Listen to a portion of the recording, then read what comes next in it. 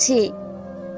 হায় হায় রে, এ আমার কি সর্বনাশ হলো রে! আমার সারা শরীর এমন কালো কুৎসিত হয়ে গেল। সারা শরীরে পোড়ার যন্ত্রণায় আমি শেষ হয়ে গেলাম।